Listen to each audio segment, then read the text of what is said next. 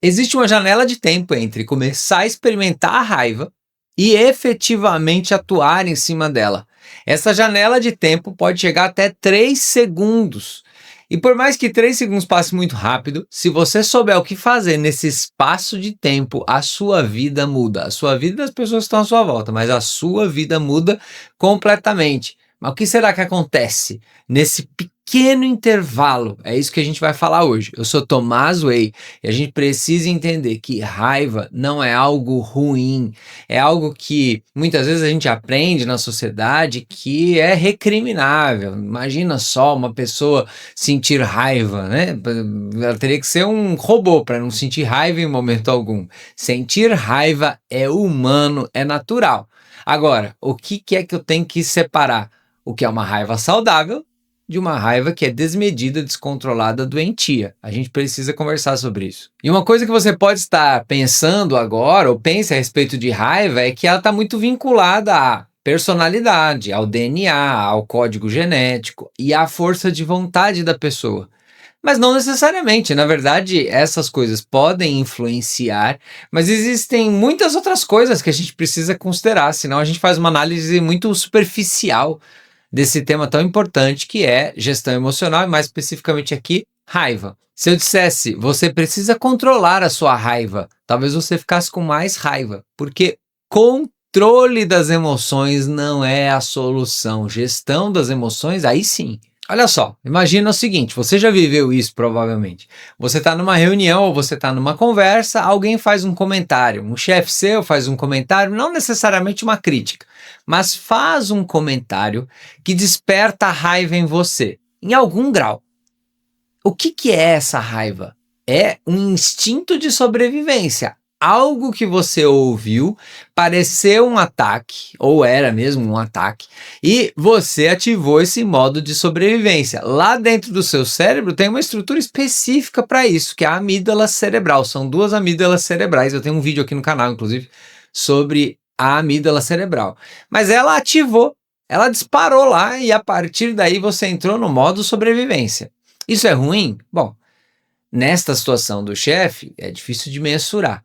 Mas a raiva é um tremendo de um alarme, é uma sirene que toca de um incêndio, que diz assim, ó, algo não vai bem, existe algo aqui que oferece muito risco. Pode ser que seja de fato o risco, ou pode ser que não. Mas, em princípio, é um alarme e a gente precisa observar e ver o que está acontecendo. Então, por exemplo, se você tem fogo, o que você tem que fazer? Você tem que apagar, né? Você tem que apagar aquele fogo porque todo fogo precisa ser apagado. Não, depende. Depende, se é um fogo de um incêndio, como eu disse do alarme de incêndio, aí sim, a gente precisa apagar. Agora, se é um fogo de uma lareira que está me aquecendo no inverno, não. Se é um fogo que está cozinhando minha comida ali, também não. A raiva é só uma energia. Aliás, os estados emocionais são energia, são vida. Eles estão lá não para atrapalhar, eles estão lá para ajudar. Mas por isso que a gente tem que ter leitura deles. A gente precisa saber o que é que eles estão nos contando. Por mais que a raiva pareça se materializar num estalar de dedos, num disparo único, ela não acontece dessa maneira. Primeiro eu interpreto uma situação como sendo perigosa. E veja, pode ser que o meu estado emocional, o meu histórico de vida, o jeito como eu sou, interprete uma situação como perigosa e outra não. Pode ser que isso varie, na verdade não pode ser, varia de fato de pessoa para pessoa. Por isso, eu preciso ter uma análise, um autoconhecimento, eu preciso olhar para dentro e perceber o que é que está acontecendo comigo, qual é a necessidade que está sendo ferida. Mas primeiro eu preciso identificar, opa, algo aqui foi interpretado como um potencial perigo. Existe aqui um gatilho. Após ter interpretado isso, até eu chegar numa acusação verbal, numa agressão verbal ou até mesmo numa agressão física, eu tenho uma sequência de coisas. Quais sequências? Meu corpo, a minha fisiologia muda completamente. De novo, cada um muda de um jeito. Por exemplo, algumas pessoas podem sentir que começa um calor aqui no pescoço, coração começa a bater, parece uma batedeira aqui no coração, a respiração muda. Algumas pessoas podem sentir diferença nas mãos, pode sentir até uma tensão em alguma musculatura nas mãos, nos braços. Cada um interpreta de um jeito. Por exemplo, se eu te perguntar, e normalmente quando eu pergunto isso nos meus atendimentos, as pessoas não têm a resposta pronta. Eu falo assim, como é que você sabe que a sua amígdala disparou? Como é que você sabe que você acessou um estado de raiva, por exemplo? Onde é que começa no seu corpo? Normalmente as pessoas não sabem. E aí eu te pergunto, você sabe? É importante você saber disso. Por quê? Porque a hora que você sentir aquelas sensações, você já sabe, opa, o alarme de incêndio disparou. Então, por exemplo, eu sinto muito aqui no pescoço, eu sinto um aquecimento aqui, e eu sinto especialmente o meu coração bater muito mais rápido.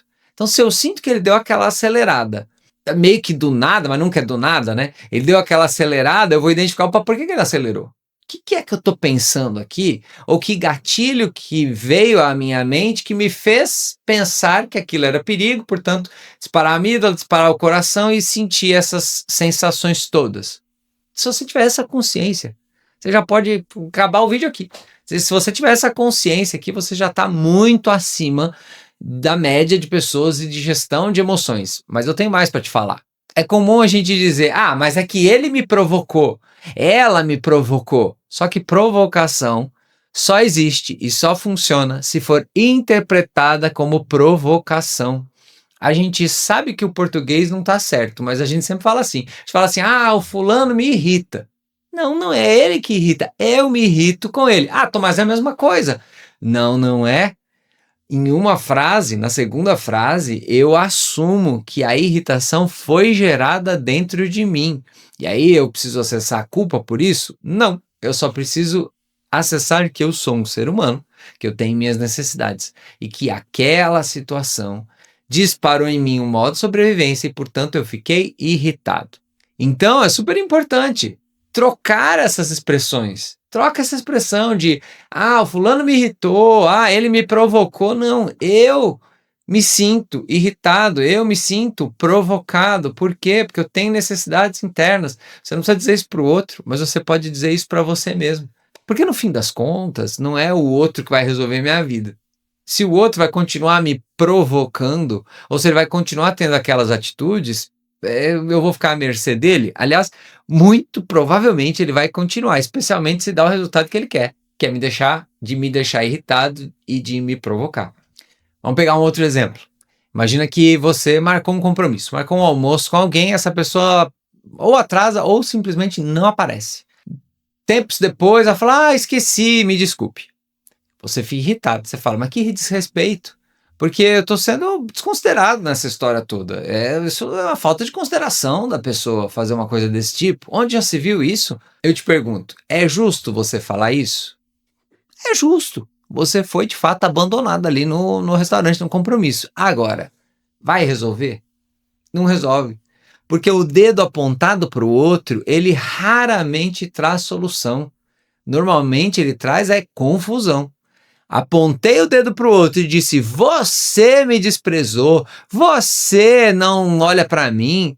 O que é que vai resolver alguma coisa? Não, a gente vai receber talvez de volta acusações, porque o outro também vai acessar a raiva e a gente não vai para frente em lugar nenhum com esse negócio. Sabe uma coisa que eu notei?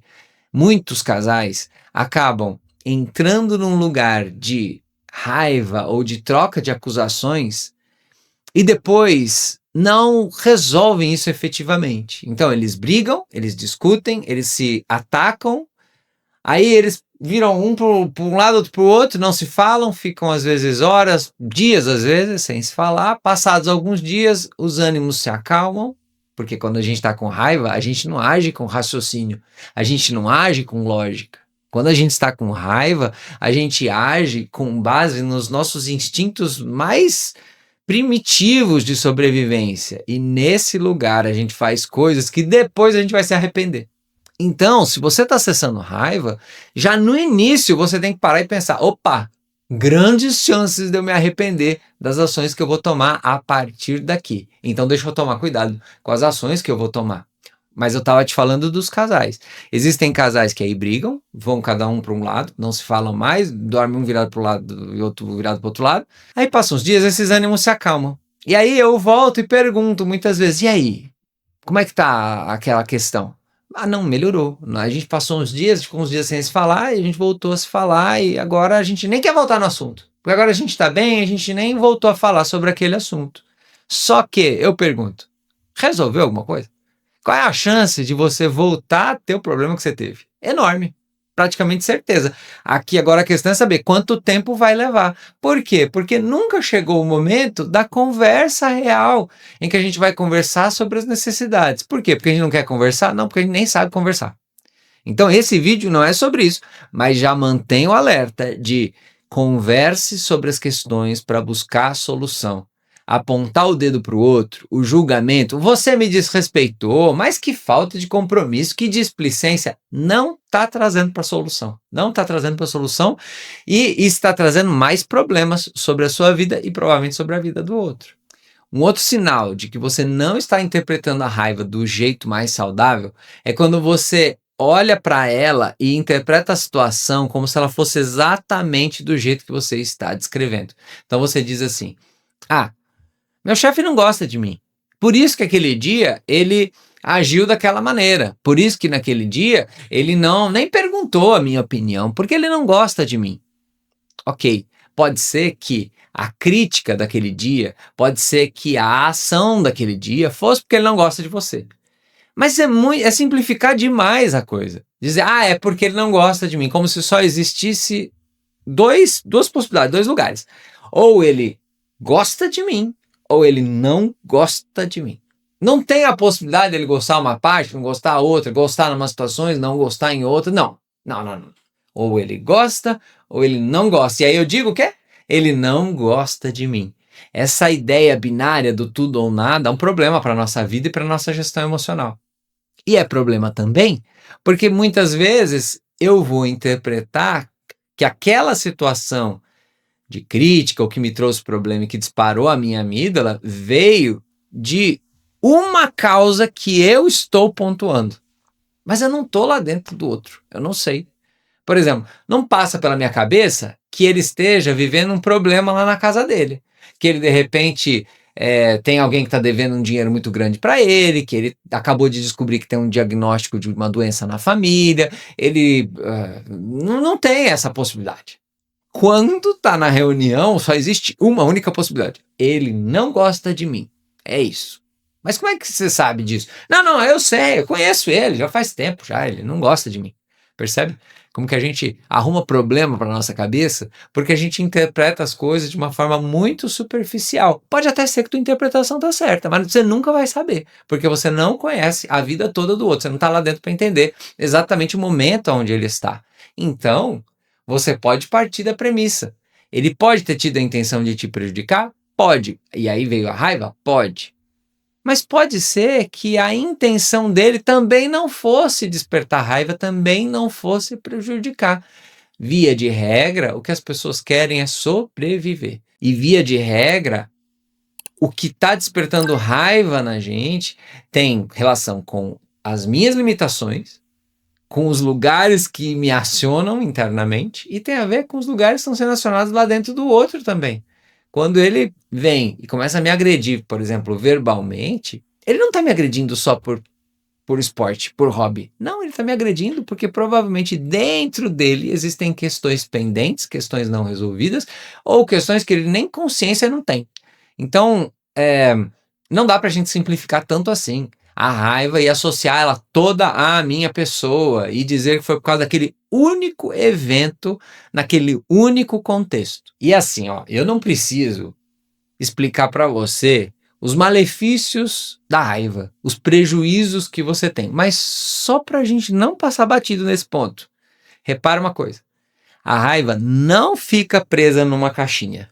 Ela não fica, eu tive um problema na reunião, no trabalho, então ela agora está só no horário comercial, neste relacionamento. Não, ela começa a expandir, ela começa a contaminar, como se ela fosse um gás tóxico que começa a dominar o seu ambiente de trabalho. Você começa a acessar sentimentos já não só naquela reunião, nem só naquele relacionamento. Pode ser que com outras áreas, com outros clientes internos, colegas, você começa a ter problemas. Aí você chega em casa, você está nervoso, você está com raiva, e aí você começa a ter um problema na sua família, que não tem nada a ver com a família. Tem a ver só com aquilo que estava acontecendo no trabalho. E daqui a pouco, aquela situação está prejudicando os seus relacionamentos, está prejudicando o seu sono, está prejudicando a sua saúde de forma geral. Várias partes do corpo começam a sentir aquela raiva que começou. Então a raiva, ela tem um efeito de expansão que é um absurdo. Por isso que a gente tem que lidar com ela de uma forma saudável. Não adianta querer controlar, mas também não adianta dizer, não dá para controlar, então vamos deixar acontecer, vamos ver o que acontece e tá tudo certo. Um outro ponto que eu não posso deixar passar é que eu não sei o quanto você domina sobre gestão emocional, mas você sabe que quando você está com raiva, a sua respiração fica mais acelerada. Você fica mais ofegante. A gente chama isso de hiperventilação. Então tem um jeito de você dizer para o seu cérebro que está tudo bem. Que não é dizendo, está tudo bem, cérebro, se acalme. Aliás, você sabe. Quando você chega para alguém que está nervoso, você fala, se acalma, tá tudo bem. Não, pode ficar calmo. A pessoa fica mais nervosa, quer deixar ela mais nervosa, mais estressada e dizer, se acalma, tá tudo bem. Isso é terrível, não é? Pois é. Agora, a gente ouvia de criança, respira, conta até 10. Por quê? Porque respiração é uma forma de contar para o seu cérebro, é a linguagem dele, de você contar para ele que está tudo bem. Se você diminuir a velocidade da respiração, se você colocar ali uma respiração de 4 segundos, 4 inspirando, 4 segurando o ar, 4 soltando o ar, se você respirar mais pela barriga do que pelo peito, o seu corpo vai entender que aquela não é uma situação de risco. Então você tem infinitas maneiras de respirar, mas o importante é lembrar, respire o mais próximo possível de uma respiração que estaria acontecendo se estivesse tudo bem, porque muito provavelmente está. É só uma questão de interpretação. Não deve ter um leão, não deve ter um crocodilo, não deve ter nada te trazendo um risco tão grande assim. Você acolhe o sentimento de raiva, mas você também atua em cima dele para que ele seja produtivo e para que você possa resolver, para que você possa chegar na causa raiz. Agora, olha que informação importante, que dica poderosa aqui. A raiva não vem sozinha. A raiva não vem só, o que você está sentindo? Raiva. Não, normalmente eu estou sentindo raiva com outra coisa. Eu estou sentindo raiva e frustração. Então eu estou com raiva e frustrado com essa situação. Ou eu estou com raiva e estou com medo de perder emprego, medo de alguma coisa. Ou eu estou com raiva e eu estou triste. Quando você percebe essa segunda componente, você tem uma dica do que é que está causando de fato aquela raiva. E você já consegue atuar em cima da causa e ainda tirar um pouco o foco da raiva. Então, olha, só que de eu identificar, tem horas que você não vai saber. Você vai falar assim, tô com raiva e eu tô nervoso. Não, mas aí não resolveu muito. Eu preciso entender qual é a necessidade ali. A raiva não vem do nada, ela vem porque uma necessidade não foi atendida. Qual necessidade é essa? Não sei. Então eu busco um segundo estado emocional que pode me dar uma dica mais clara. É treino, não vai ser, obviamente, em um livro que você leia, ou num único vídeo, ou uma dezena de vídeos, mas vai ser com a prática. Você pegando aqui uma ideia, 2 ideias que você entender que forem as mais importantes para o seu momento atual e aplicar de fato, treinar. Essa semana eu vou treinar este conceito aqui que o Tomás falou. E aí, a raiva vem junto com uma outra palavra, com uma oportunidade que também começa com R, que é reflexão. A raiva é um convite para reflexão. Nossa, mas a raiva, reflexão, parece coisas muito opostas, né? No momento que eu tô ali nervoso, vai ser difícil eu parar para refletir, mas é fundamental que posteriormente eu traga para esse lugar de reflexão e que eu possa diminuir a distância entre um e outro, que eu possa já acessar os dois o mais rápido possível, talvez até um pouquinho antes da reflexão. Como? Percebendo que o que eu estou julgando o outro, eu estou dizendo, mas isso não é justo, você está sendo muito injusto comigo. Quando você apontar esse dedo, muito provavelmente você diria, eu também já fui injusto tantas vezes. Imagina, vamos conversar aqui de verdade? Você acha que você nunca foi injusto com ninguém? Será que eu nunca fui? É lógico que já. Várias vezes. Vezes que eu tive consciência e vezes que eu não tive. Aliás, às vezes que eu não tive, que as pessoas às vezes não disseram, Devem ter sido muitas. Então, quando alguém age com injustiça com a gente acha ruim, mas o contrário a gente não julga. Eu tenho um filho de 2 anos que é muito engraçado, porque assim, quando ele quer pegar o brinquedo do outro, ele vai lá e arranca. Mas quando arranca o brinquedo dele, ele acha ruim. Lógico, porque quando é o outro que vem com a injustiça, a gente é rápido.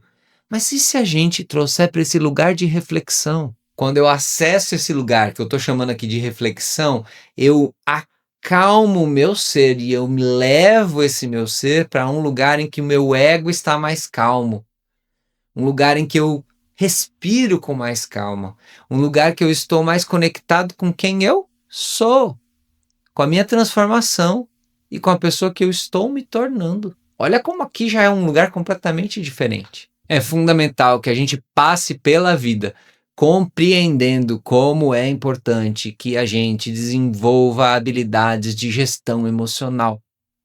N formas de você fazer isso, acompanhando o canal, se inscrevendo, mas também agendando uma mentoria emocional comigo. Você tem aqui o link na descrição. Clica lá e a gente se fala no WhatsApp. Deixo aqui um convite para você.